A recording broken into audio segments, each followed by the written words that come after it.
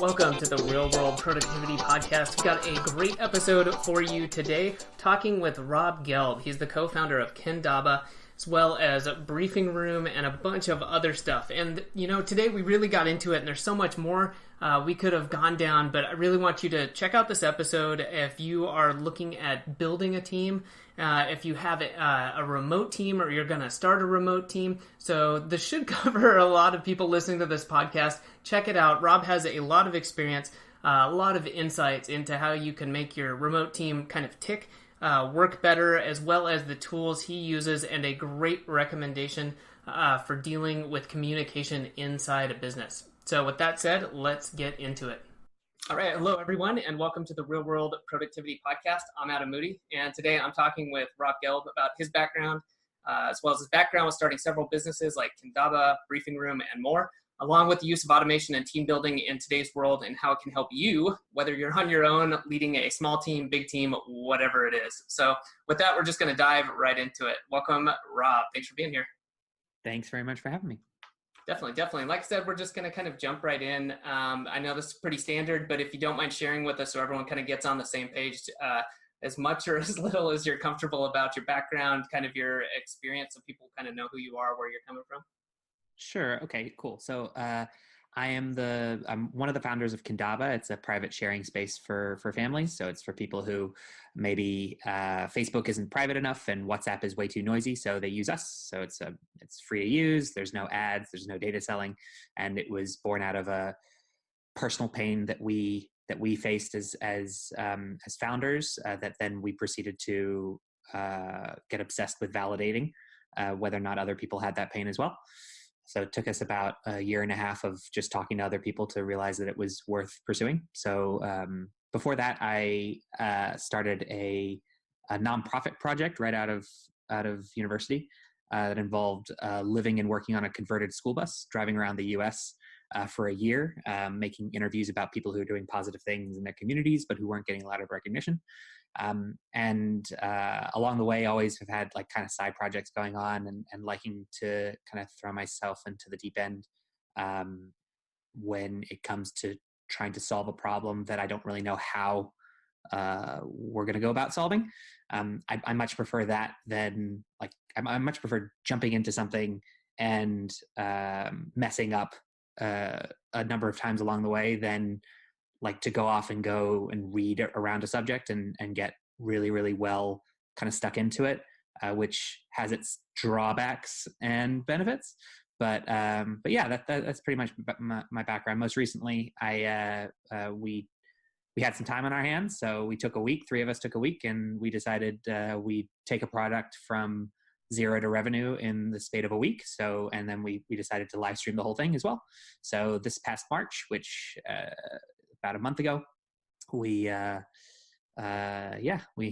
on the camera and live streamed ourselves building BriefingRoom, and that's just a simple tool for founders to keep investors and stakeholders up to date and to give them cool dashboards and to increase engagement. And we're still working on like some taglines with that, but yeah, that's me. Well, let's start at the end then, because I came in at the tail end of this when I was talking to you via email. You sent me the link to the zero to revenue. I checked that out real quick, and I think I came in like right about as that was tailing off. So do you mind? I'm just curious, and I think everyone else would be. So in 7 days, you kind of go from start to finish. How did that process go, and how did things end up? So I did it with 2 others. Mm-hmm. So one of my co-founders at Kindaba is named Lizzie, and then another great friend of mine who's the founder of like a serial founder of SaaS businesses called Ben, who I think is the one who put us in touch. Mm-hmm. We all had a free week. We were waiting on a funding package to come through for Kindaba, and we were kind of having like itchy hands, and anybody listening who spends like a majority of their time on one thing knows that they do that because they're passionate about it, but they also have this kind of unmet need or again itchy fingers or whatever you want to call it to try something else. And Kindaba is a great product. It's a consumer product. It's pre-revenue. We're going to be pre-revenue for a while. It's usually on your phone. And we just had this wish to try and build something that was the polar opposite. So something that was very quick to revenue, whereas Kindaba is not going to have revenue anytime soon. First place, something that is B2B and not B2C, something that's SaaS versus, kind of consumer digital, and something that we don't have to worry about people using it on phones, because that's a whole headache. And so, we took it as a challenge of wanting to try and build something and show that you could build something and get it to revenue in a week. It wasn't about trying to glorify the startup world or the startup process. It was really just an opportunity to see if we could make something work, bring people along with us. A lot of it was pretty awkward, awkward conversations. And I tried to do that and that didn't work. And things like that, which I'm happy to go through. And then we also had a whole bunch of guests on to just talk to us. So we ended up having about 40 speakers talking about their backgrounds. So everyone from, makers like Josh Pigford to investors like Elizabeth Yin. So all on the spectrum of kind of founders and ecosystem people. So yeah, that was zero to revenue. Interesting. So, you mentioned itchy fingers or idle hands. And so I'm wondering too, from the perspective, it sounds like obviously you clearly prefer to just get going on things, but does this kind of satisfy an itch for you in the sense that instead of doing the pre-revenue long ramp up type of thing with Kindaba, that this gives you kind of satisfaction in another area of just saying, hey, this was fun, I got to just immediately do something?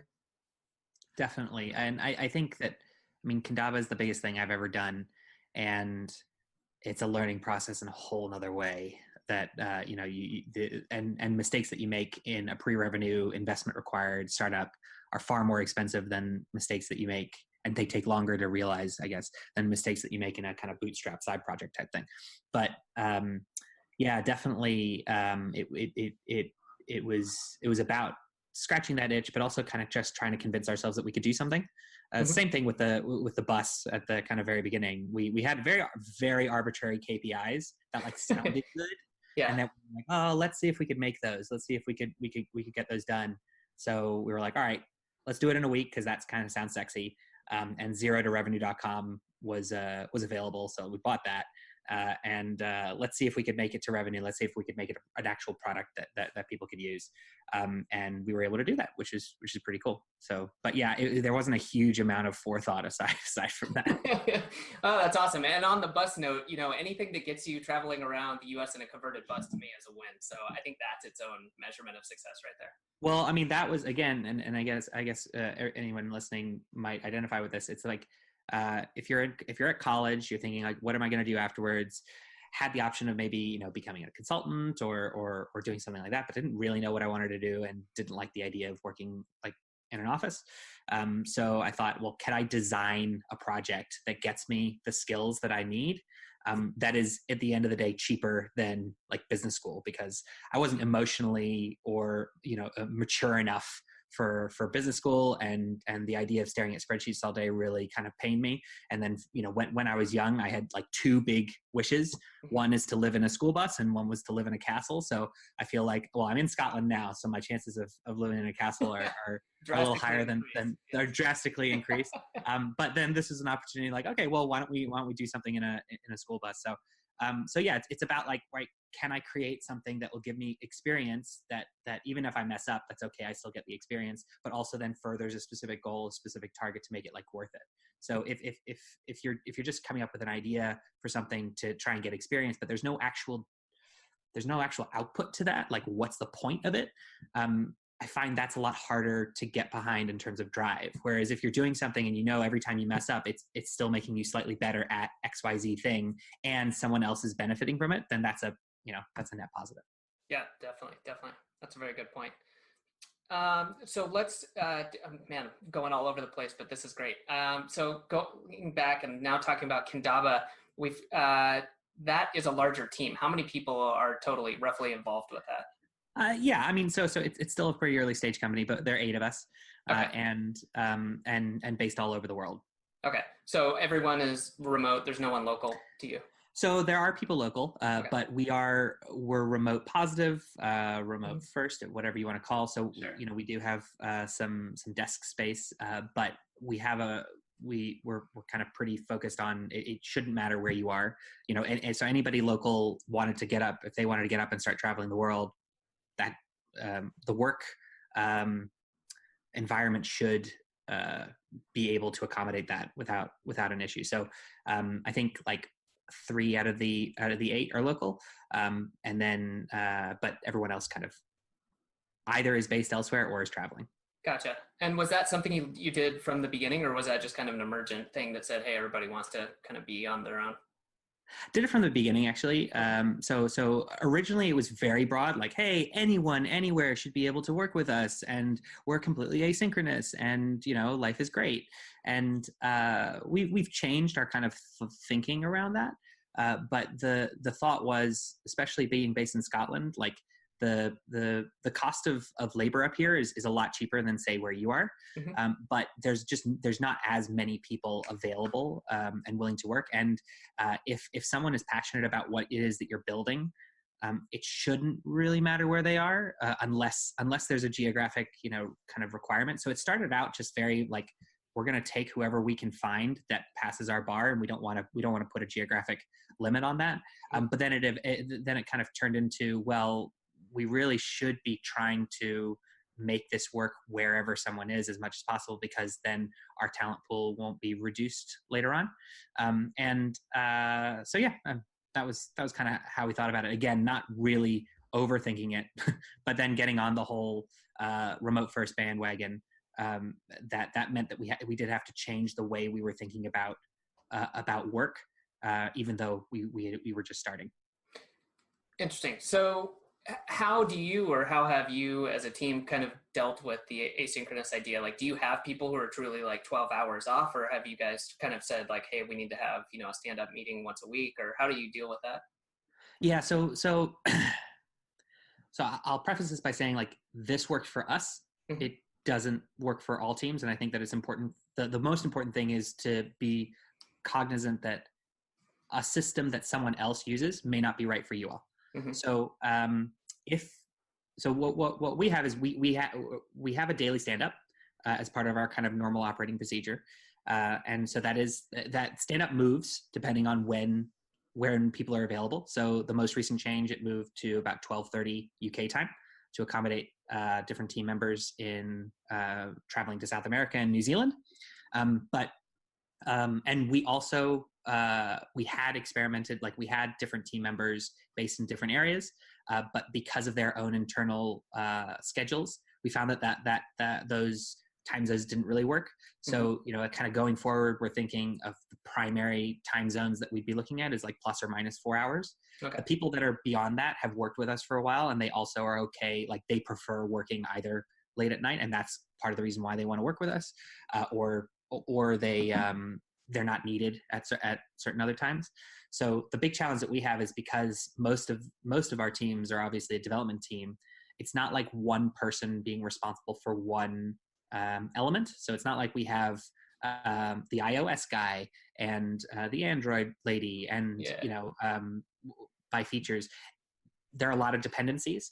And so if you're talking about true asynchronous working, it's obviously possible, but it's very difficult to get into a proper rhythm if you are completely asynchronous and you don't have a mechanism to like solve problems as they come up. Because you'll finish something, like I'll finish something, I'll hand it over to you, and I'll go to sleep. And then you'll get that thing and then realize that something wasn't configured right, or it wasn't clear, or maybe something wasn't completed, or there was a bug or whatever. So you have to send it back to me. And then I'll wake up and then see that and say, oh, okay. And I'll fix it, and I'll go back, and you've wasted 3 or 4 days already if you're talking about like true asynchronicity, if that's even a word. It is now. Whereas if you had mechanisms whereby there was overlap time, and there was time when you could just quickly hop on a call, hey, I'm confused by this, you could have solved that in like 10 minutes. And so we were kind of going through that with different stages, and found a balance of regular communication and regular, like that. Those calls are really important, because just so that you know that there's someone else that is there, right? And we found that even those that prefer to work asynchronously were starting to at least say that they were valuing the calls. There were some people that we work with that really didn't like communication, and they were just looking for something else. And so we had to make like the decision of saying, you know what, we're actually going to stick with this relatively regular but brief communication. And we could do a hell of a lot better, but that's generally the balance that we struck so far. That makes sense. I think I'm going to really start tracking this when I talk to people, because I was thinking like, that's what I've seen too, but I do have a limited experience, and mine is mostly with virtual assistants located, whether it's Philippines, South America, Eastern Europe type of thing. And then the people I've talked to, it's generally kind of completely like 12 hours off, or they have a team close by. And so I think this is interesting, and I like the idea of overlap. One of my partners has done that for years, where he sets aside an hour for kind of admin work in the morning, and will then tell his virtual assistants, hey, this is the hour you have to talk to me. You have to be online at these times. And then that way he also limits the distractions, but then he kind of helps build that culture too, which I think is important. And hey, we're working for a real person. It's a real business. This isn't just some kind of, operation that might not exist or something. So. And a lot of our decisions are down to like everybody agreeing or coming up with it together. So I certainly do not take credit for saying, hey guys, maybe we should do it this way.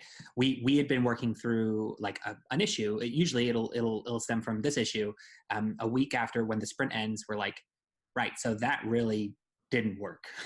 Why didn't it work? Well, this person didn't know this, and this person didn't know this. And so, okay, well, what are the possible ways that we can solve that? Okay, maybe another call would be helpful.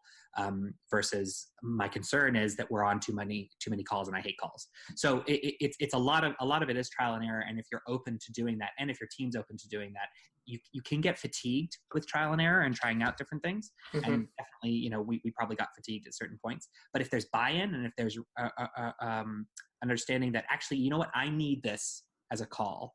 I find value in this, and you respect each other's boundaries. So, stand-ups cannot last an hour. It's not going to happen. Enforcing use of things like parking lots and stuff like that is really important.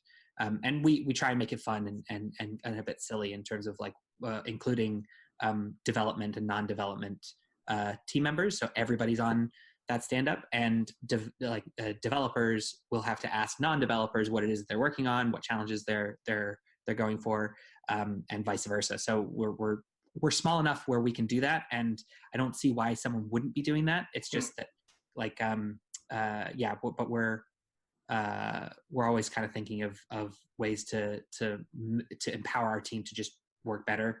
So it's not about like you have to be on at this time or not. It's just like, all right, you're moving, so what times are going to work best for us all? Yeah, that's an interesting one. I think a lot of friction comes up with what I've seen with people who are just maybe making a first hire, things like that, where I'm not sure where exactly it comes from. I definitely don't want to lay this on like the 4-hour work week or something, but the idea that I can just hire someone, they can work remotely and we don't interact. And that to me is generally a false, assumption. And whether it's time or, go ahead. Yeah, I think it depends though. Like, it certainly depends. Like if it's you and one other person, yeah, and the tasks are very specific, that's fine. And some people really, especially people who work in development, and who work remotely, actually like that. They don't like being in meetings, and that's one of the reasons why they don't want to work in an office. So you have to respect that. It's just that you also have to respect that doesn't work for everything or for all the types of stuff that you're doing, especially when you have multiple dependencies, or you have an agile team, if you're talking about that, and more communication or at least clarity in terms of what it is that you're working on is really important to kind of get disciplined at. And so the more disciplined you can do that, whatever that is, whatever that cadence is, as people say, whatever that is, as long as you become religious about it. And by religious, I mean, you say that you're going to do it all the time. You pretend that you're doing it all the time. You don't do it all the time. You feel really guilty because you're not doing it all the time. As long as you're being religious about something, then I think that pushes you in the right direction or nudges you in the right Gotcha. direction. That's a great analogy. So you've talked about how you guys go about doing this a little bit. Do you have, and most people, I'm assuming, take bits and pieces, but what frameworks or tools or ideas or people have you copied from? When whether it's tools you use for your teams or how you do these stand-ups or the schedule you follow. I mean, is there any sort of framework that you have or some big pieces you borrowed? Yeah, sure. So a couple things. In terms of tools, we've tried pretty much everyone under the sun, and so and our team members are probably like exhausted from trying new things. So we decided that we just go back to Trello and use that until it broke, like until the process broke. And so yeah, we use Trello. We do like 2-week sprints. Had played around with 1-week sprints, but do 2-week sprints starting on a Wednesday, ending on a Tuesday, to try and not encourage like Friday overwork. We just like, real quick, I'm curious too on the sprints, having not really done that before. How do you guys structure that? Do you have like on the Wednesday, if you start on that, is that a day where you do you have a planning for it, or is the planning cycle outside of the sprint? Yeah, so Wednesday will be the kind of sprint planning. And again, that's like midday UK time. So there's a bit of time like in the morning that might have stuff for wrapping up. So planning takes place on Tuesday after our retro. And then we say like, what should we be working on? And then like our kind of project manager, if you want to call him that, takes all of those ideas and then kind of presents a draft set of things that you're going to be that we're all going to be working on, and the objectives. And then Wednesday, it's kind of going through all of those things, making sure that those are still that everyone like has buy-in and for those things. Are those still actually relevant? After he talking to stakeholders, talking to each of the development team, and then they go through and count the complexity for each, and keep a track of complexity points for each kind of task that they're looking to achieve the next sprint, and getting to a point of knowing where someone's ability and capacity lies. It's not about like making sure you maximize your amount. It's much, if you're going to be able to accomplish 30 and you have 40 on your Trello cards, it's then a conversation where, okay, what are we taking off your plate to make sure that you can stay at 30? So that happens on the Wednesday. And then it just kind of keeps going. Gotcha. And then, so why the 2 weeks versus the 1 week? I guess like what broke or what made you move to that direction? To be honest, it was a preference by our development team. Mm-hmm. Just thinking that 1 week didn't have as much an opportunity to drive something specifically forward. We were also, so we've been going for about 2.5 years, and in that time we've basically rebuilt the platform. We've had to rebuild the platform 3 times. Mm-hmm. And so a lot of that time, like our most recent, and every time we reduced the time that we had to rebuild it based off of feedback, based off of users, based off of a whole bunch of different things. And so because of that, a lot of work had been working on multiple different features at once, or different elements at once, rather than succinct feature building, which is the cadence that we'd like to now get into. The platform is now built, so when our funding comes through, we'll then start again, but have it much more focused on a specific feature. Whereas before, what we did is we had a sprint story. Like that's how we've been kind of approaching it now, in writing like in normal speak. This is what is going to be able to be done. A user, we usually use Star Trek names. Deanna Troi is going to be able to talk to Will Riker and be able to accomplish X, Y, and Z. And then each of those things are then broken down, and mid-sprint we have a check-in where we go through and we like test it. So we say, is this possible? Yes, no. Is this possible? Yes, no. So we have like a little bit of a tester, but it's written in like normal English rather than 3/4 of all the tickets are still haven't been worked on yet. So to answer the question, it's because of preferences. At crunch times, we sometimes switch to a week if we just need to get certain things done. But it's something that we're still not sure about. I think there are benefits and drawbacks to both 2 weeks and 1 week, and I think it's just not something that we've like focused on aside from what do you guys like the best. Okay. And then personally, how do you follow any sort of a framework? Do you, for either personal or for your own kind of business overview, do you work on, 90 day, 1 month, 1 year? Do you have any personal preference, or do you not really follow that? No. Yeah, I wish. I wish. But so personally, in terms of like personal goals, like, so company goals, we do have like specific goals, targets, and actually just deliverable dates. I mean, I know that that's something that people don't like due dates, but we had goals for each like milestone of the projects, and this is why that milestone is very important. So when we do set deadlines, they are really important deadlines. Yeah.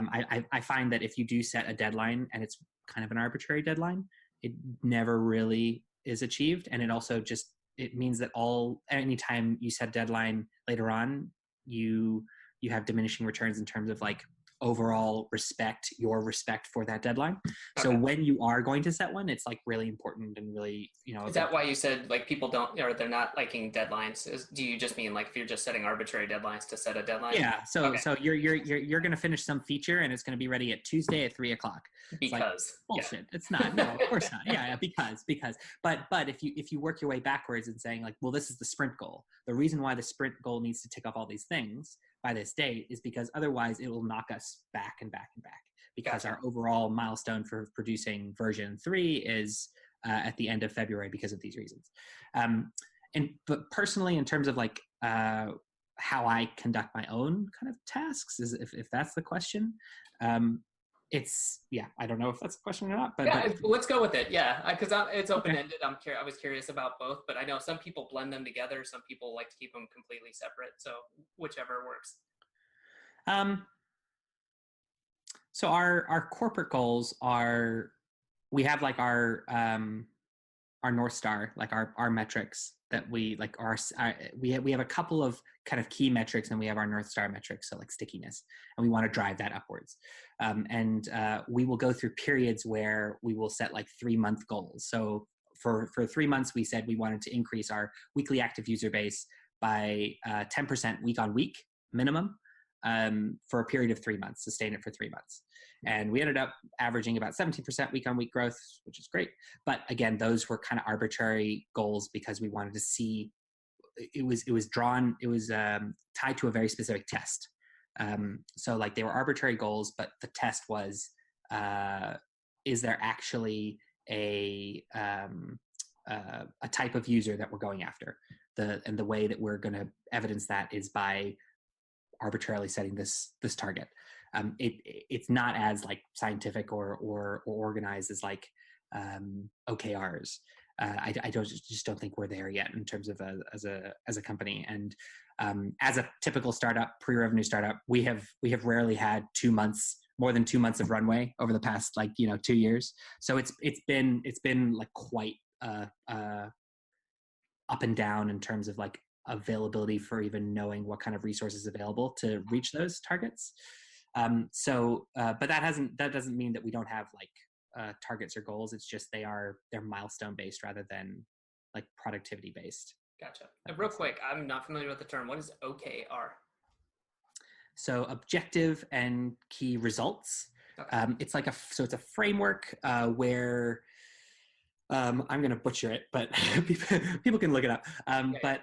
But you go through these. It usually looks like a table, and let's say you're running a department or a unit or something in a company, and usually it's done every quarter, and you set up an objective for the team, and then you have the indicated key results of to show you that objective has been met.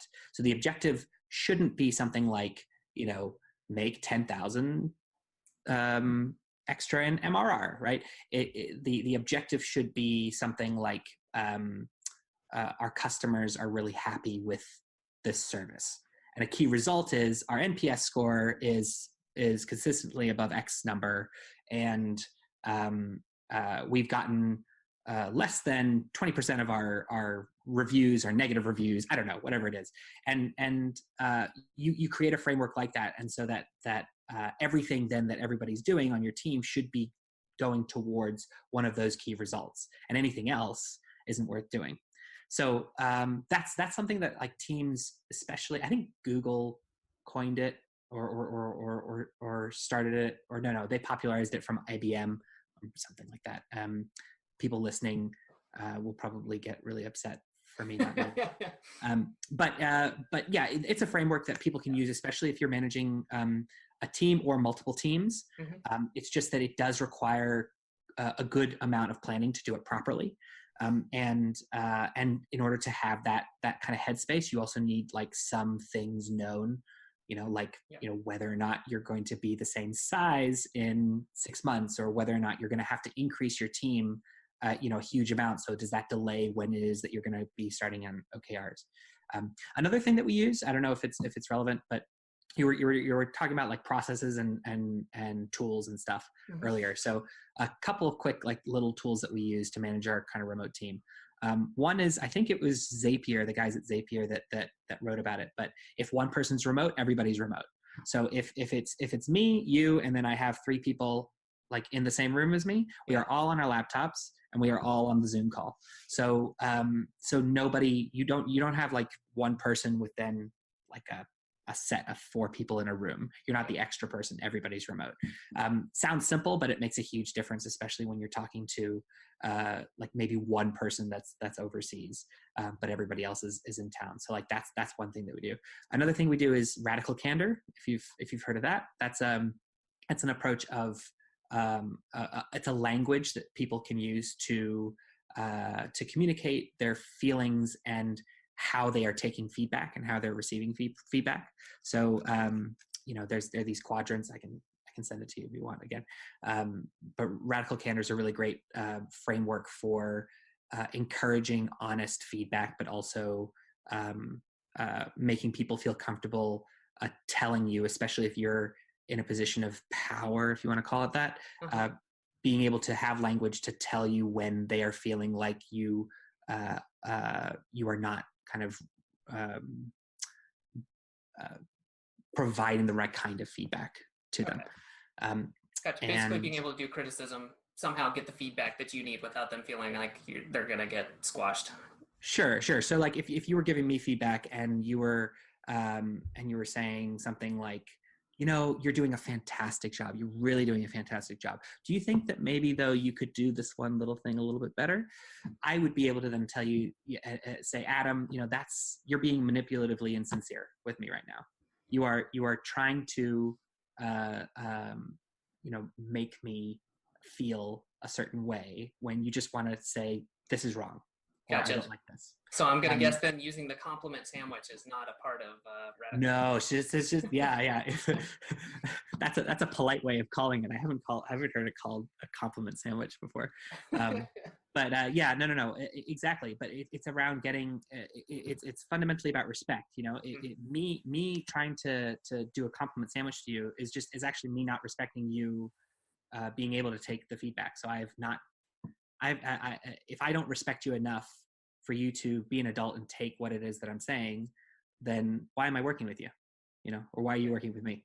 So it's about just giving language to allow people to work in a way that makes sure that that like I respect you and I want you to do very well. And I think the most efficient way of doing that is by providing this feedback, not in a mean way or in a cruel way, just in a way to help you get past whatever barrier you're facing. And like you said, that goes both ways, right? I assume it's exactly. It goes into, So I think that's interesting too, because it's clearly important that the information flows both ways. So absolutely. There's something else I wanted to ask you about with this, because clearly you've got a lot of experience with teams. If you could either talk to yourself years ago, or you were talking to someone who's getting started and maybe, hiring someone part-time or just starting to understand, I really do need to build a team so that I could, do X, Y, or Z better. What kind of, this is really open-ended, but do you have any advice? Is there anything where you're like, these are the 1, 2, or 3 things that really would have saved me a lot of time or blood, sweat, and tears if I would have known this? I think actually like the radical candor framework and things around that it's more important than you think, especially starting out young. I, probably get in trouble, but like I'm half Catholic, I'm half Jewish, so the amount of guilt and that I feel on a daily basis is off the charts. But that's why, like, whenever I'm interacting with someone, I don't want them to feel bad. So I pretty much never gave like negative feedback. It would always be like, how can I help you figure out that maybe you should improve? And that was wrong. And it was really, it wasn't healthy, and it didn't show me, I didn't even realize that I wasn't respecting the other person, by not being honest with them. So, that was either manipulatively insincere or ruinous empathy. That's another kind of quadrant of radical candor. So I think going back to myself and saying that is really important. The other thing is there's this other tool that we use. We call it Guide to Me. Other people call it user manuals. And if you search for those, you can see a couple of articles. But basically, it's a prompt. It's a set of prompts about how I work, what I don't have patience for, how you can help me. And the point is trying to just make sure that you articulate how you work and how you hear feedback and how you work best, so that I can read that, learn something about you, Adam, and know that providing feedback over the phone you really don't like. You like it written down. You like it. You don't like long meetings, all that kind of stuff. It's things that you don't necessarily actually ask. You have blind spots because your way of doing things might be completely different to other people's. So actually, we have everybody do that, especially when they start working with us, in as much as we can in any capacity. So just to try and make sure that we understand them, but also for them to read that. So I think asking a little bit more about how someone works at the very beginning is really important. So yeah, those two things I think I would tell myself. That's a good one. And I'm going to have to dive into the radical candor. I think that's going to be one. I've touched on it, just not from that exact framework though. But I think that is a great way. And like you said, just getting into that mindset ahead of time I think it's communication, effective communication, and respecting people's time as well. And just saying, I'm not here to waste your time. I don't want you wasting mine. I respect my time, kind of both ways, and approaching it from that way. Exactly. Instead of saying there's something wrong. It's just like, no, I want to more effectively communicate. Yeah. And so if people haven't heard of it, it's by so the Kim Scott wrote it as a book. There's also a pretty good podcast if you just want to get into that, and they talk about they have pretty good like case studies and talking through things. I assume it's called Radical Candor, but Radical Candor. Yep. Yeah. Awesome. Well, a little bit of a shift here. I was talking with Rob before we hopped on and started recording, and I had looked at some of his info, and I loved what I found, because I found out that you could book to go take a walk with him if you're co-located in the area. So I'm not going to give away where that's at, but I love it. I love going for a walk. I find that this is a really common factor. So I'm just curious, when did you start doing this, and kind of what have you gotten out of it, going for walks with people? So, I mean, I've only just actually put it up as an option for people like to randomly book. It's mostly when someone writes to me and says, hey, can I get some time for some advice? I'll sometimes say, okay, is there a place that makes you most comfortable to meet?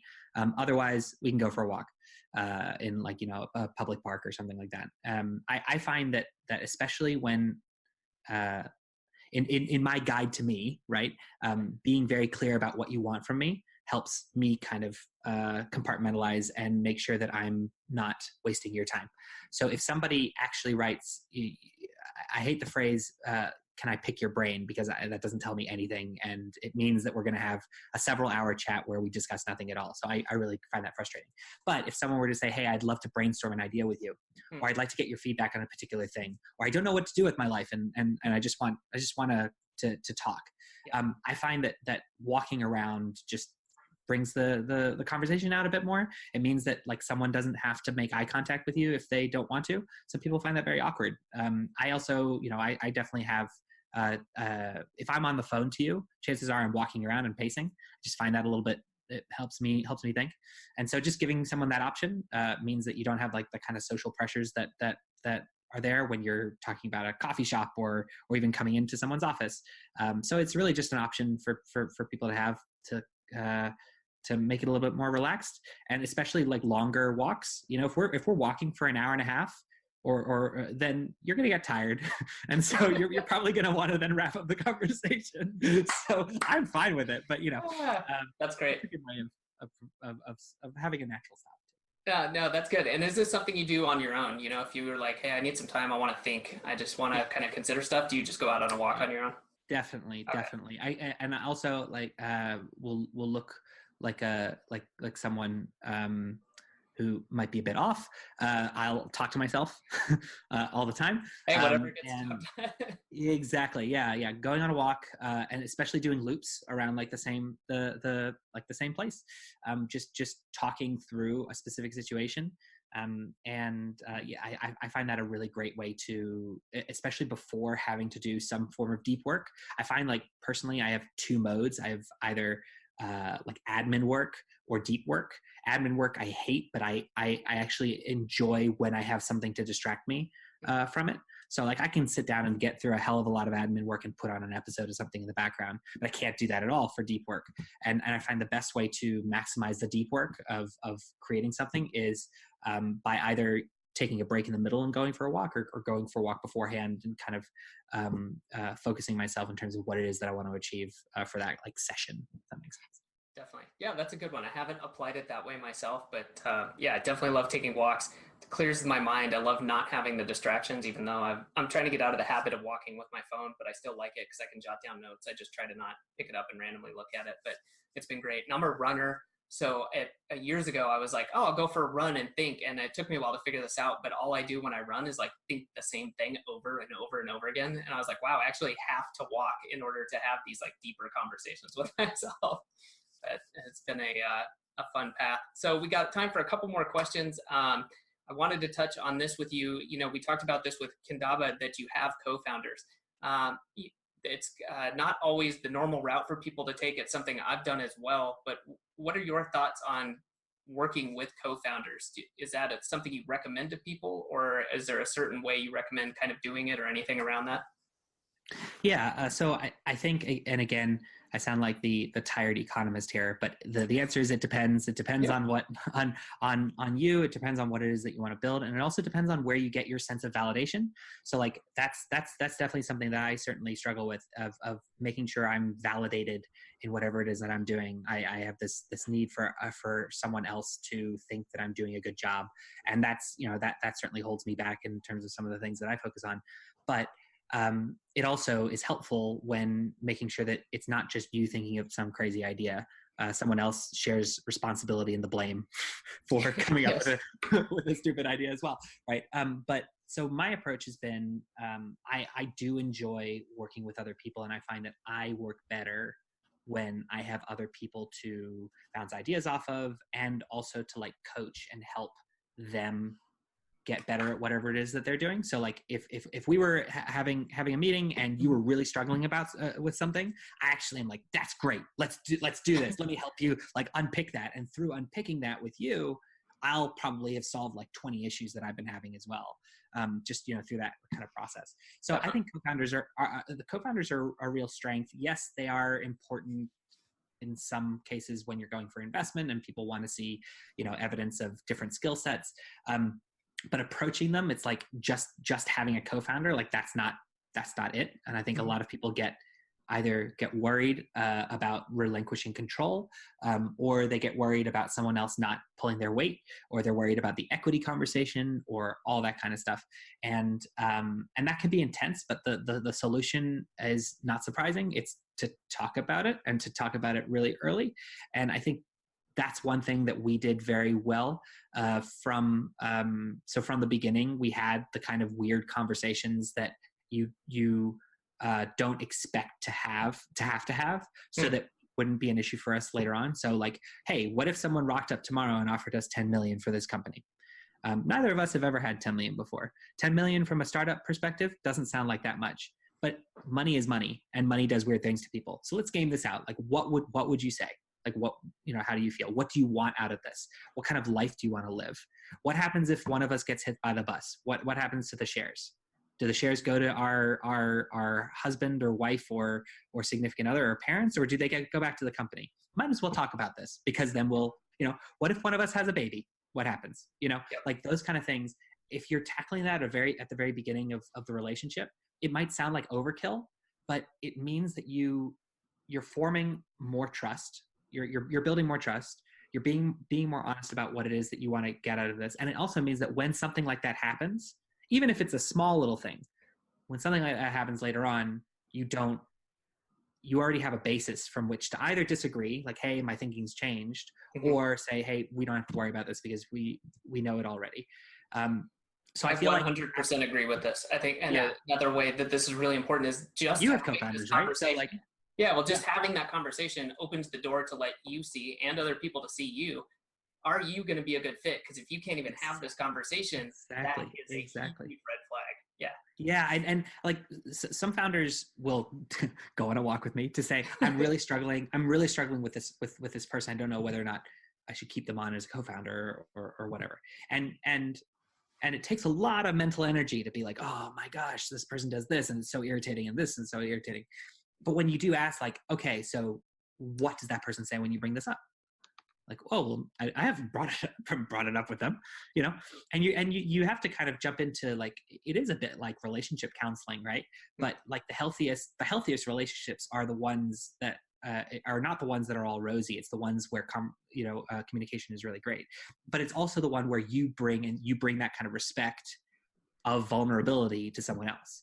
So like if one of my co-founders said, hey, you did this the other day and it made me really upset, and I know that it shouldn't matter, but it really affected me and I don't really know why, but I just wanted to let you know that. If I hear that, that's amazing to hear, regardless of what it was, regardless of how I felt to do it. The fact that that person respects me enough to articulate how they were feeling, like that to me is the sign that you are a really strong relationship.